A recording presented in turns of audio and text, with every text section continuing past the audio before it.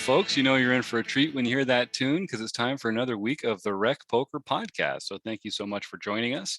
I got to thank our sponsors, Running Aces Hotel, Racetrack, and Casino, and of course, website AMP. And I have to thank everyone at Rec Poker who's a premium member and who's on the Wrecking Crew for helping support what we do there. If you don't know what Rec Poker is all about, it's a free community of poker lovers. We're recreational amateur players, but we like winning. We think we're all learning together and getting better at the game that we love so much. And it's free to come get an account. Go check it out at rec.poker. And if you want to learn more about me, I'm your host here on the podcast. My name is Jim Reid. I'm Bluffsterini in the home game. But you can find out about me and everyone else on the Wrecking Crew by going to rec.poker/crew.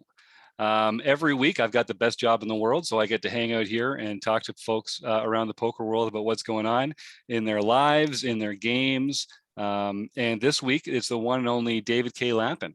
So David, we're going to talk about playing poker, writing about poker, some current events in the poker world. We're going to have some fun. It's not your first time on the show, so welcome back to the circus, my friend. Thank you very much. I appreciate you inviting me back. I guess I must have done okay the first time, or else you wouldn't have. Yeah, pretty good. You know, room for improvement. Well, I don't want to swallow your head right off the bat. So we always, we like to give out A's and give people that room to get up to A+. It's all about motivation, David. So speaking about motivation, I know you've been playing a lot more recently. I think for a lot of us recreational players on our level, with COVID, obviously, and the global pandemic, it's been hard to get some live cards in the air. So what has changed that's allowed you to be playing so much more? And what, as someone who enjoys the game as much as you do, I know it's been hard being away from it. What's it been like kind of getting back into it a little more regularly? Yeah, it was a bit sort of start-stop in a way. Unibet brought back the IPO in Dublin about October time, and that was a great success. And the restrictions in Ireland had just lifted enough that we could do a poker event, a mass gathering in Dublin. And then right on the heels of that, I went to Vegas. We were sort of waiting for the border to open, Dara and I, and kind of hoping that it would do so in time that we could play the main. The main would always make that trip worthwhile. If we couldn't play the main, we probably weren't going to bother. And then Joe Biden did the announcement where just on a couple of days' notice, really, he sort of said, look, you can come out. It'll be, I think it was like the 6th of the month or whatever it was. And we thought, oh, wow, like, well, first off, we thought, oh, damn, that's not going to be possible now. But of course, the World Series were very cute and they added on the day ones. And we thought, okay, wow, it is possible now. So we ended up getting the first flight we could pretty much. We had the option to play the very last day one, which we thought would be a bad decision because it was going to be full of Euro regulars. And instead, we could jump straight into the softest day two, which was all the weekend warriors. Day one, and hop straight into that, bought 75 bigs or whatever it is, and that was sort of the way we could justify our trip. Let me ask you. Sorry, I'm so interested in this because people ask me all the time. There's these events with multiple day ones, and there's an element of strategy involved into which day one you're going to enter. And you also spoke about sort of like how they feed into different day twos. Yeah. So can you just talk specifically about the main event, I guess, because that's what everyone always talks about in these cases. Why would you play one day one over another, and sort of what are some of the considerations that you might have there? And I see we're getting joined by Kim Kilroy here in the chat too, so we'll get another face on the panel. Thanks, David. Welcome, Kim. There are always different opinions being thrown around in the days before. Some people, their opinions revolve around July 4th because obviously that's a big holiday. And other people's revolve around whatever day the weekend falls, because that tends to be when the people from out of town come in and they tend to be softer and bigger day ones. So yeah, they're sort of the considerations. Last year was unique in that there were 6 day ones at the end, which is obviously more than there ever was before. Maybe it was 5, I can't remember, but there was a lot more than there normally is. I think it was 5 actually in the end, and they fed into different day twos. As I said, Darren and I sort of made the judgment that jumping straight into day two, also allowing us to have a day rest, would be the smart move, because we could play the day one, what would be our day two, be really tired, but then have a break day until day 3.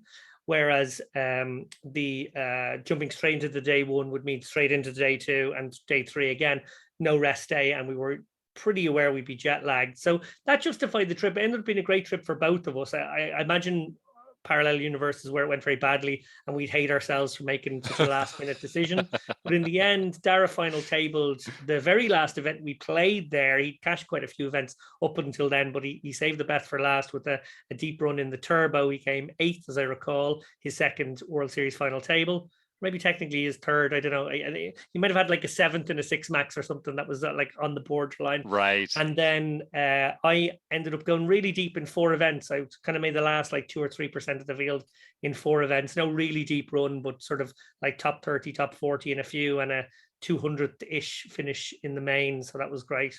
Then we sort of didn't have any live poker for ages. We were meant to have Prague in December. That got postponed. Everything sort of went COVID-y again. Mass gatherings were stopped. The regulations generally got stricter across Europe. And then we sort of opened back up around March time. And since we opened, it's been nonstop. It's like everyone who wanted to have, a spring event is having a spring event, but everyone who had their autumn event cancelled or a December event cancelled want to also have a spring event. So it's wall-to-wall poker. Actually, it's quite competitive now for what you want to go to. I think at any one point in Europe, you could probably play 3 different pretty good, pretty sizable sort of 1K, 2K type events. The last few weeks for me has been very hectic. I played the PAPC in Tallinn, which Unibet sponsored, went straight to the Irish Open, which is one of my favorite events for obvious reasons, came straight back to the Battle of Malta, which is on right now or just finished. Malta Poker Festival begins today. I actually took today off, but I'll be playing it tomorrow, and that's all during this week. Right away, I leave that to go to the Dublin Poker Festival, also sponsored by Unibet, to return to Malta for 1 week only, to go back to Dublin for the UK IPT Dublin. So it has been wall to wall. Trying to get content out at the same time has been next to impossible. But Darren and I are very organized, and we've sort of like batched a few half shows ahead of time. So we're basically sort of rushing to get the final bits and pieces of shows out.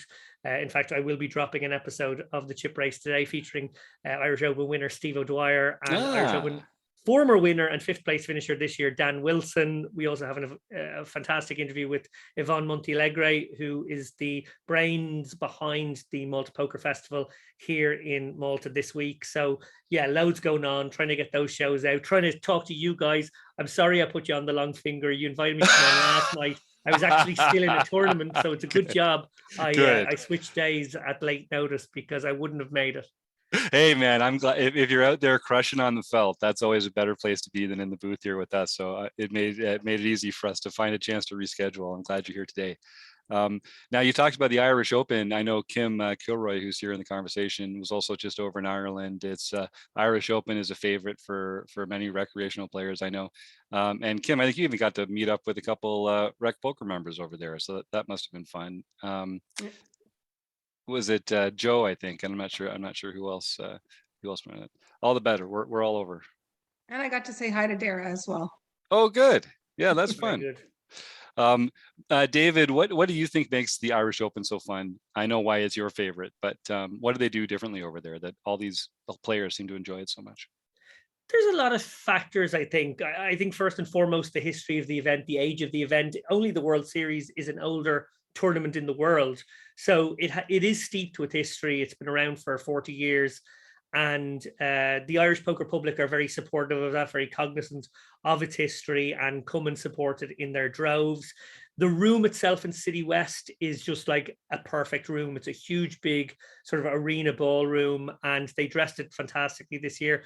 Big jumbotron, wide screens everywhere. The bannering and whatever was all dressed very tastefully. The bar is open 24/7. It never ends, really. Cash games are wild. Tournament schedules jam-packed, like 4 or 5 tournaments every single day, pretty much kicking off on the 2 hours. And and the main event itself broke records. It was the biggest one we've ever had. So yeah, all of those things combine. I think the international element is another part of it. It's one of those national events that seems to be really well supported, both transatlantically but also across Europe.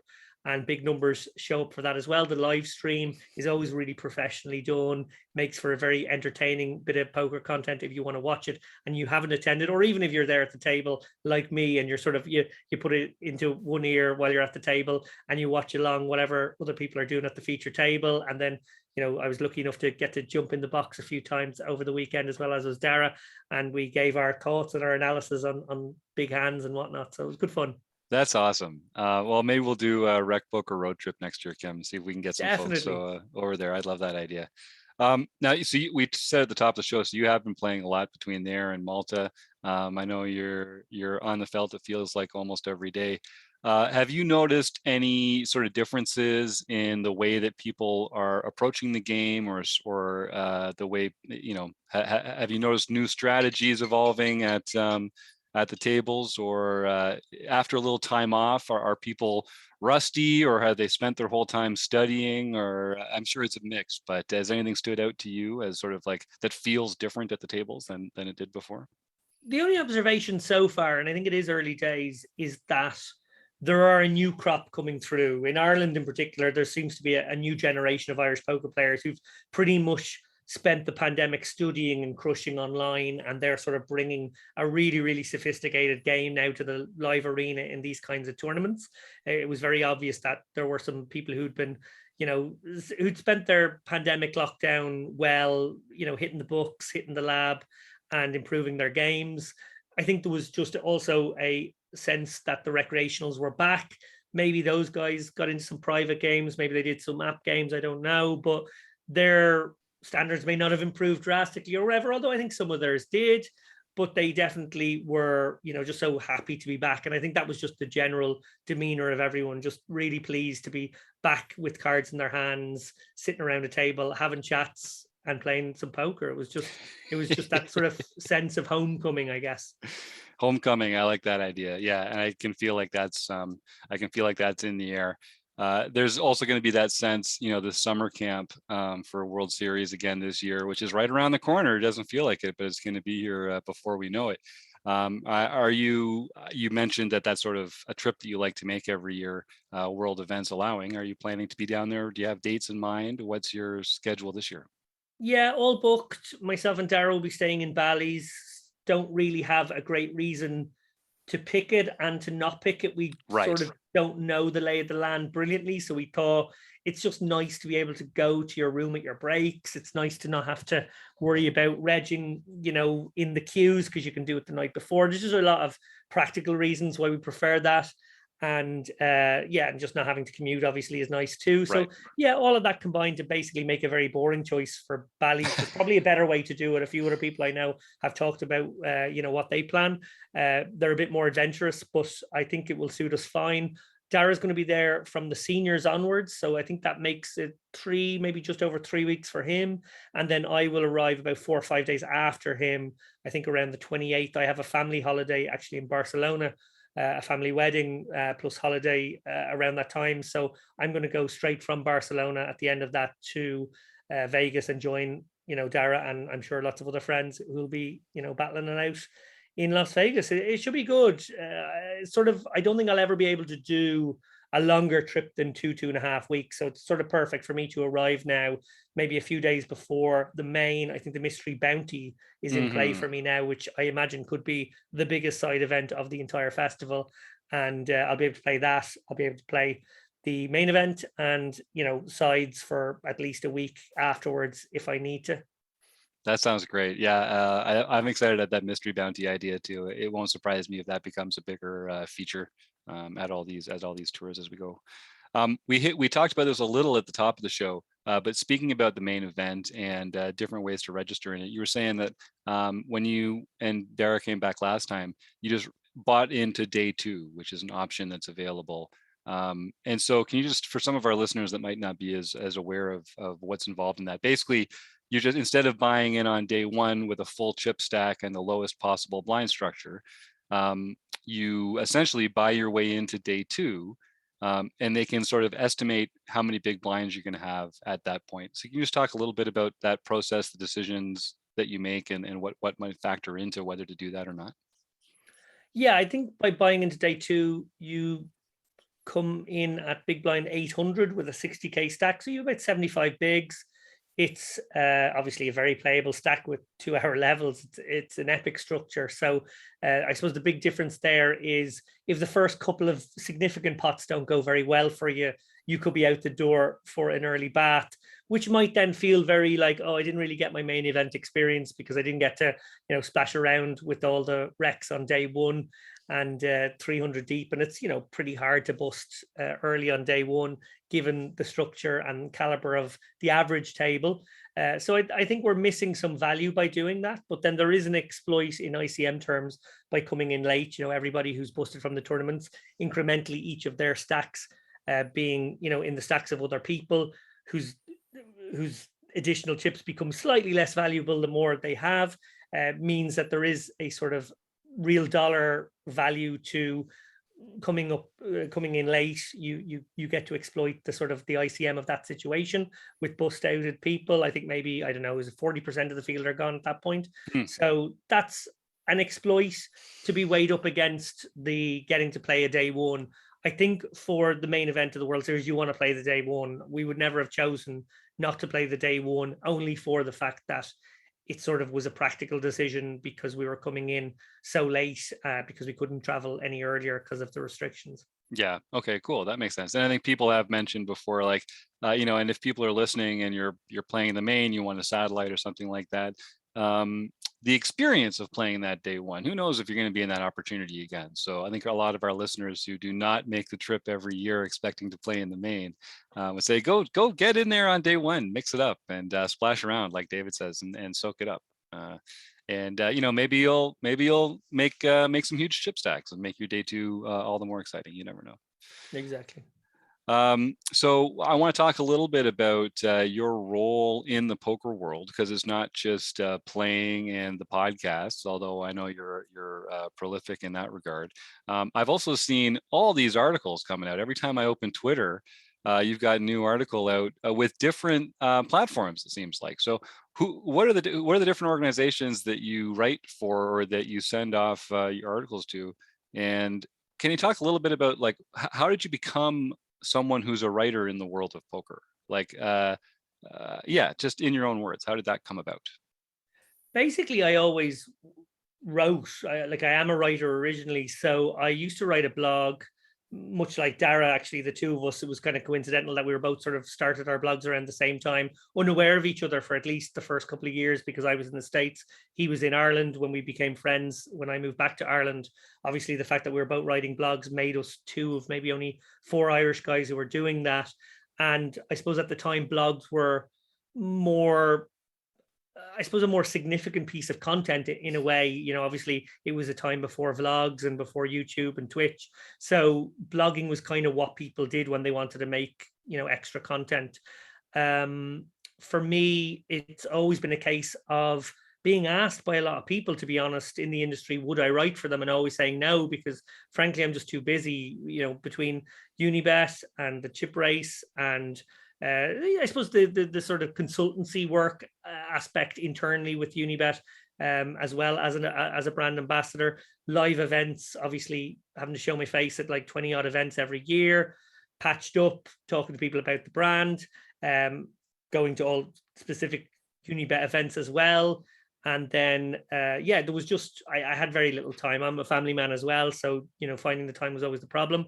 But the pandemic lent itself to me actually accepting a couple of these offers, because I knew I wasn't going to be playing live. I knew that was going to give me a bit more time. We also, Dara and I, started making the Lock-In, which I suppose is a pundit show, really. It's sort of talking heads, me, Dara, and usually a guest, shooting the breeze on the topics of the day, offering our very frank takes, even if they are a bit controversial sometimes.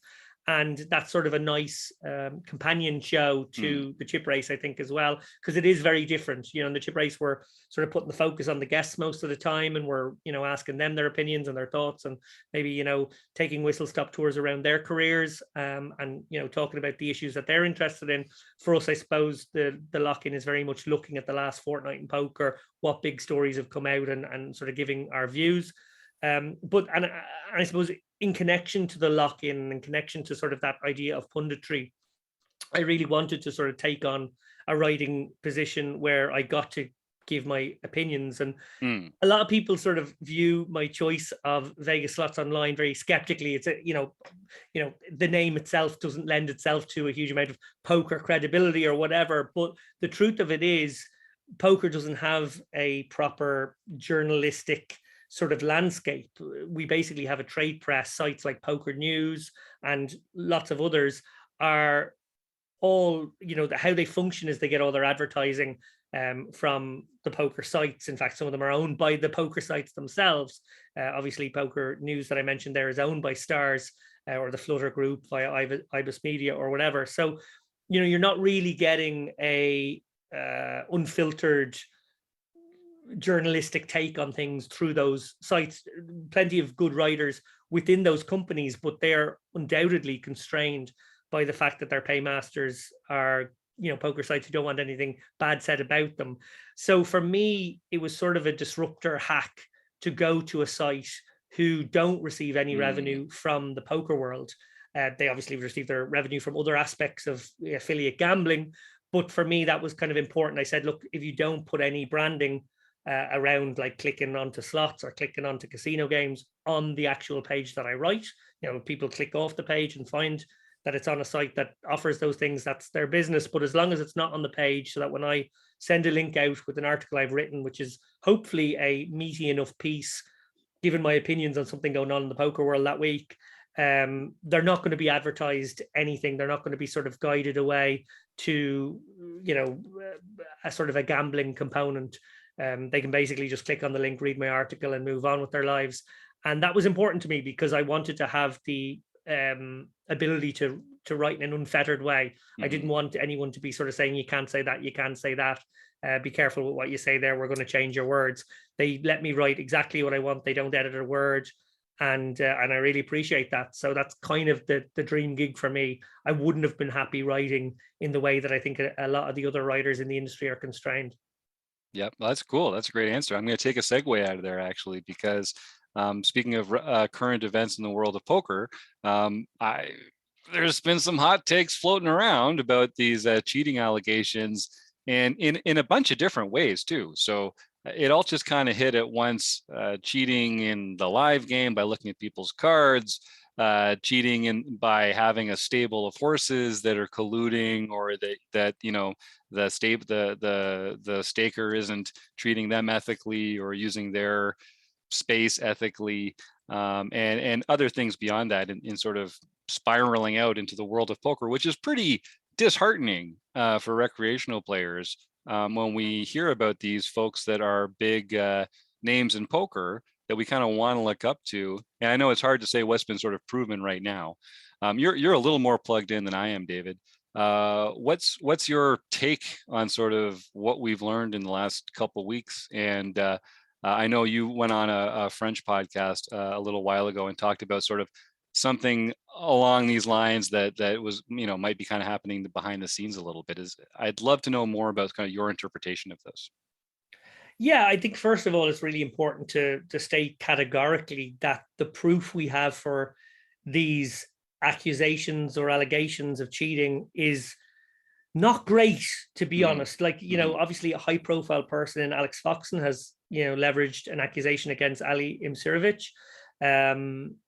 The evidence he provided with the video of Ali maybe rubbernecking, I think it was Paul Foy's cards, doesn't pass the smell test for me. It's not to say that he mightn't have been looking. He might have been, but that video doesn't prove it. It's a very shoddy, weak piece of evidence in my view.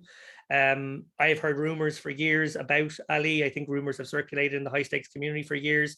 He had a prodigious rise up the stakes, and people view that very skeptically.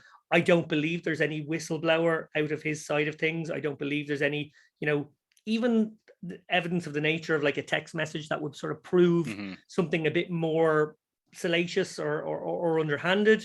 But it remains an allegation that's now out there in the world. I just think it has to be treated carefully, because I'm not saying it's not true, but I'm not saying it's true either. I don't think there's enough to go on, and there should be a presumption of innocence, I suppose, out there in the world generally. I also feel like the accusations leveraged against Bryn, and I watched the Zamani interview, and I watched Sarah Herring interview Bryn himself just literally an hour before this show started.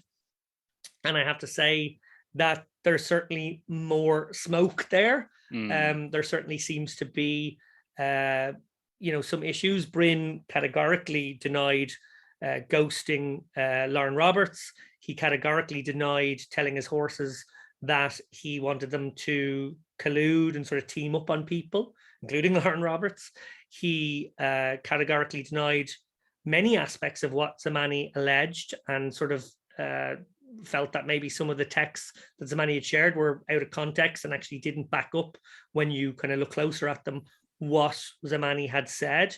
He sort of thought that maybe Doug had a issue with him, and that was sort of why Doug was happy to quite quickly go off and do a special emergency podcast on it. Now, again, I'm not saying that these aren't things that are newsworthy. They absolutely are. Zamani was a willing whistleblower to come forward, and I think anybody who has a stable should be viewed carefully, because they have a bit more control over people. If you're relying on someone for a stake, that is a hierarchical position that you're in, and people with power will often abuse power. Dara and I for many years had a stable, and we staked a lot of people. We certainly would have been horrified to think that anybody would have in any way teamed up in those situations. But is it possible to design your stable around doing something like that? Absolutely it is, particularly if the guys are going to be in the same games a lot. So I think if you have a stable, you should be scrutinized probably more carefully for that reason alone. But then I think there was an issue with some of what Bryn said as well. And I sort of, I'm not a body language expert, but I'm a poker player who makes live tells. And I didn't think he was particularly comfortable with some of the questions. He acknowledged that he had ghosted people in the past. I wish that Sarah had followed up on that. She sort of let him say, yes, I have ghosted people. I've sat in the room and advised people and sort of real-time coached them while they were playing. But that's worth following up on, because that's not normal. That might be normal in some people's heads. Oh yeah, why wouldn't you just ask your mate who's beside you? But actually, I don't think that's okay. And I don't think she should have just sort of ended that line of questioning there. I would have liked to see her go again. But it's very hard for her on the spot. She's trying to, spin plates at some level. She had a Twitch chat who wanted to have questions. She had a YouTube chat with questions, and she had obviously done her own research and wanted to follow up with Bryn on her own stuff too. I think you have a much greater, as a viewer, you have a much greater sense of where, oh no, go another question there, follow up there. It's easier as an interviewer. I've missed the follow-up question many times as well, so no blame on her there, but I do think that should be followed up on. The second thing was Bryn completely evaded a question regarding his relationship with GG. Has he a motivation to get GG games started? What was his piece of the rake? If he got horses into the games, was he getting all of their rake? What was the nature of his agent thing? He made it clear that Lauren Roberts had never paid him any money, and she owed him all the money, which means he was clearly acting as an agent for her, giving her the stake from his own super account of whatever that is. And that's all not above board. Just to be clear, having an agent system in poker is what we've come to hear that the apps are doing, these dodgy fucking apps that I really can't stand and are massively in danger of bringing down a whole side of our industry, because they are potentially a load of little pyramid schemes. And secondly, just the idea that GG, a supposedly reputable company in the poker space, certainly a very reputable one in terms of their size and their impact these days, they've grown enormously over the last few years, have this sort of somewhat shady background to how they grew their audience, how they grew their client base. They used agents to clearly target players that they wanted to get on. They wanted a mix of whales, but also some sharks were in there. Agents were sort of told, well, we want you to get more we want you to get more whales into the games, because obviously that's where the money comes from. You can have a certain amount of sharks, making the money feeding off them and the other whales that we get. It seems like as soon as these agents were no longer of use or no longer brought new players, they were turfed to one side. There was an accusation about Bryn potentially railroading other agents. But again, it's this agent system should not exist. If I want to make a deposit to a poker site, I join the poker site and make my deposit. My deposit is my money in my account. If I want to withdraw it, I withdraw it. This nonsense of some super agent within a group of 20 or 50 or I don't know how many people able to move everyone's money around is fucking nonsense. And it's not the way poker should be. And it's fucking illegal, frankly. So, investigate that is what I would say. We've had investigations into this type of, bad money management. Obviously, Full Tilt didn't have all the, chips, didn't have the money to correspond to the chips that were out on the table. And this is what we need to do. Like, this is not the way the poker industry should be. And a leading front running member of the poker industry in GG should certainly be viewed hugely skeptically. And actually, I think they have the real questions to answer at the end of all of this cheating stuff, which is obviously reprehensible, and all these people who are, being maybe outed as cheaters, and maybe we'll get more evidence to suggest that they are. But also, this is a site allowing this at some level, and I think that's the real problem. So for some of our listeners that are less aware of how different sites run that kind of thing, can you just talk about like what it is about this agent system that other sites don't have? So I've never played on GG personally, so I understand. Well, in your own words, don't let me paraphrase it. What exactly is that?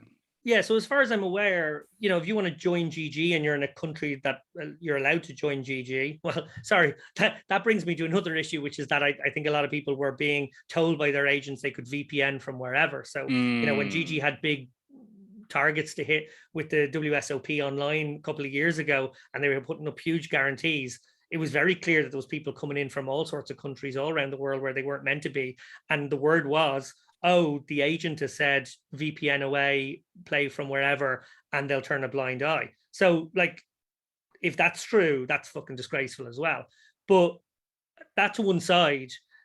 An agent system is basically that rather than me have a direct relationship with GG in this case and make an account and join them and, deposit my money and use that money to play games, and then if I withdraw because I have winnings, I withdraw. This is that, like, with the incentive of maybe a rake back deal, or a bigger piece of some kind of rake back coming to you, and maybe the agent getting a cut of that himself. The agents were seeking out players to join the site under their like little umbrella or under their little sort of agency or little collective, and if people did that, they might get some higher value rewards.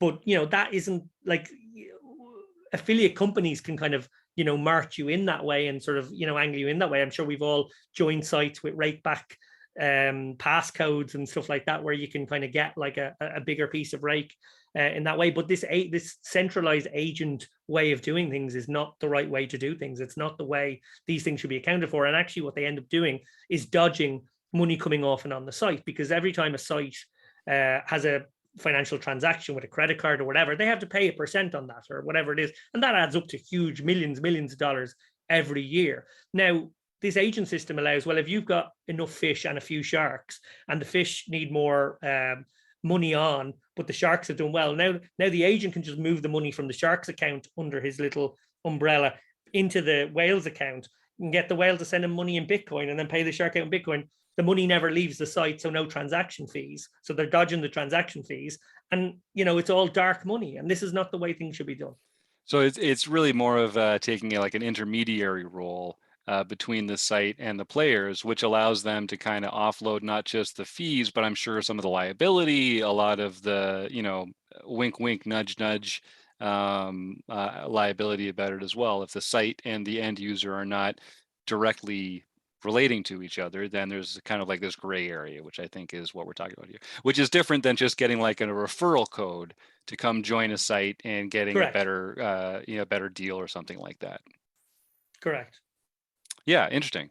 And so what can we do? What can we do about this? Because I think I'm kind of worried about recreational players like me and our friends here at Rec Poker and our members becoming more what's the word I'm looking for? Like being concerned about the game security. And while I'm not sure it's as much of an issue in the games that we're going to be playing, when you see this kind of activity out there, it just makes you a little worried. What can we do to stop it from happening? What can we do to kind of let the rest of the world know that there's just a few bad actors and that this isn't everybody involved in poker? What's the way out of here, David? Well, firstly, I would say that, yes, if you're players, and I know most of you guys will be recreational players playing lower stakes, particularly if you're playing tournaments, it's far more likely that you're not being cheated in this kind of way. But RTA software, real-time assistant software, has gotten very sophisticated. It's essentially sort of like PO solving in real time.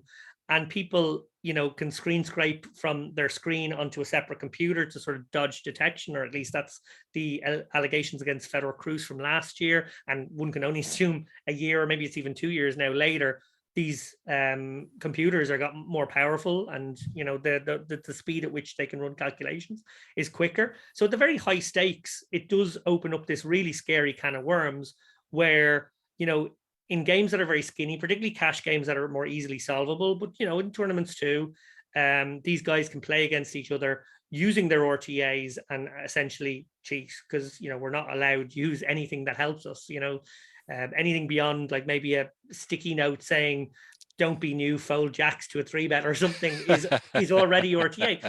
I'm being a little bit facetious there, because like some sites do allow charts, like maybe opening hand charts and things like that, and some sort of like make their line before that, and some make the line ahead of that as well. So it's a little tricky to maybe globalize this, because different sites approach it differently. But we didn't even mention RTA use there. Like some of the allegations being made against the people I mentioned are the use of RTA, and at the very highest stakes, obviously the incentives are there to RTA. If you can get away with it, because there's big amounts of money, even if you're only carving out a few percent of an edge, it's a few percent of a lot of money at that level. And yeah, that's where I think you have to be more worried about it. So obviously that's sort of why it's been high stakes players outing high stakes players, or attempting to, with what limited proof they seem to have, making these allegations, leveraging these accusations against people, because if they're in those games, they feel like maybe these guys are corrupt and they want them out of those games. That seems to be the gist of it. I think for players playing small stakes, maybe $50 or below online, tournaments, MTTs in particular, I can't imagine there's anyone out there using RTA to get you. So feel better about it in that respect, but also feel fucking shitty about it because these role models of the games are potentially cheating. Like there's no question there are RTAers out there. Now, maybe we haven't got like definitive proof beyond Federal Cruz of last year for like, yeah, we got that guy. But clearly GG have banned accounts for what they say was RTA use. Now, for GDPR reasons, they can't say who they did it to. But, people who can't have accounts on that are probably likely culprits. I'm sure Stars have done the same. I'm sure all the sites are constantly firefighting and trying to battle with this kind of stuff, because it's really damaging for their ecosystem and it's really wrong. And it's sort of like one of the main rules and regulations. You're not supposed to do it. But I think the damaging effect, and I suppose it's why some people have made the point recently that, like, let's not blow this out of proportion what it is. Now, I was very clear at the top. I didn't want to make any allegations against anybody, because I actually think that the proof is not strong enough right now against the people who have been accused. I think that's really important to state. But I'm not doing that to try and assuage concerns of people who are worried about cheaters in poker, because I think there are cheaters in poker, and I think it's shameful, and I think it's really sad that it exists in the game. But I don't want to overblow it either, because I don't want to sort of damage poker, because every time you have a cheating story in any walk of life, you see it in doping, and you see it in athletics, and you see it in sports all the time. It hurts the game. It hurts people's faith in what they're watching being fair and real. And if they're particularly in poker, where actually they're participant as well, it's not like me sitting in my armchair watching the American football game is like getting in the mix with those guys. So I'm not being hurt, other than the game I love is being damaged in that scenario. But actually in poker, we're all in the mix, like everyone who, puts their buy-in is some part of the huge triangle of, the way the poker industry sort of works, and the way people move up the stakes to, narrower and narrower bands of people at the top. And yeah, I think it's really sad. And I think we're sort of right to expose it. We're right to mourn it and, feel bad about it. We're also right not to overblow it. We want to keep it in context. Bad apples is always sort of the phrase being used. I hope it's just a few bad apples and not more endemic. But you do wonder what could be on the horizon. Well, that is one thing. I mean, as the technology gets more efficient and cheaper and, more widespread, and as more people find their way to using it, if you're old like me, you remember when you used to be able to gamble for real money on backgammon games online. Yeah. And what ended up happening was the computers just got good enough at solving the game of backgammon that it was just impossible to meaningfully play for money online anymore, because you were more likely to be playing against a bot than against a human. So I think that is certainly, when it comes to the solvable portions of the game of poker, as much as it breaks my heart to say it, I do Mhm. feel like that is the trajectory that we're on, which is going to put an emphasis on, knowing the people that you're playing with more. Obviously, there'll be different ways of combating real-time assistance as the sites get better at combating it. Those that are incentivized to do so, anyway. And live poker is always going to be harder to get this kind of technological advantage in. Yeah. But ultimately, I mean, people are going to people, unfortunately, and there's bad people out there that no matter no matter what systems you set up, they're going to try and find a way around it to act in a selfish and unscrupulous way. Do you think there's something about poker that attracts more people than that? Do you think it's just that we're all in this kind of stasis of trust where we're kind of in each other's hands as we play, or do you think we're just more sensitive to the idea of it coming up because we're getting cheated more directly than when it's on our ball game, or that sort of thing? I think it's just money, really. Like when the financial incentive is there, like it is in poker, that's the biggest problem. At Hmm. the highest stakes, if it's like millions of dollars on the line, and people think, oh, I could cheat and I could get away with it, or I could stay one step ahead of the security teams, or whatever way they rationalize it themselves.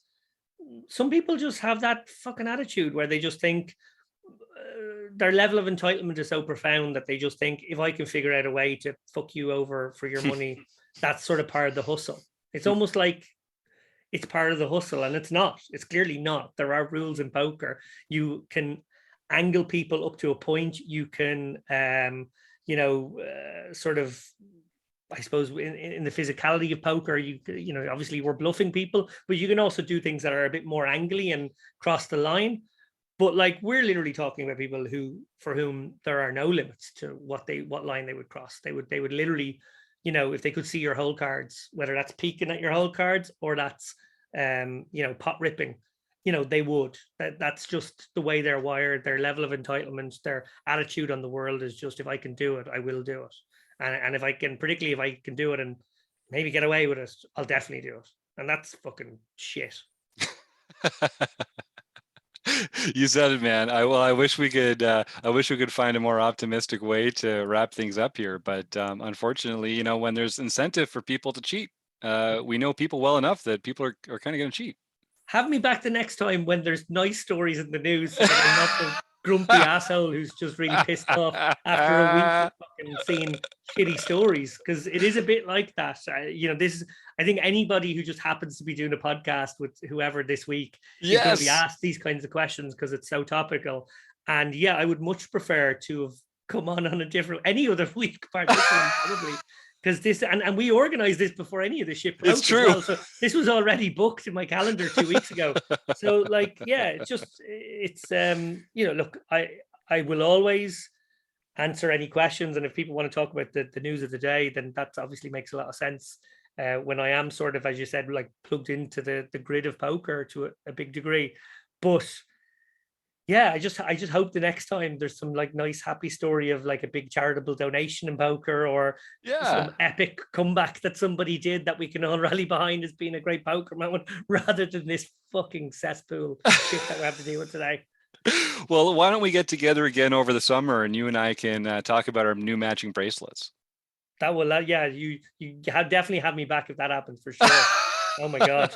But then nobody will like me because I'd be very hard to live with if I had a bracelet. Imagine You I know had a what? You're bracelet. right. Imagine I had a bracelet and O'Carney didn't have Oof. a bracelet. That would be the end of the chip race, I'm pretty sure. Yeah, that's a good point. That's a good point. All right, we might want to look into that. Let's just see.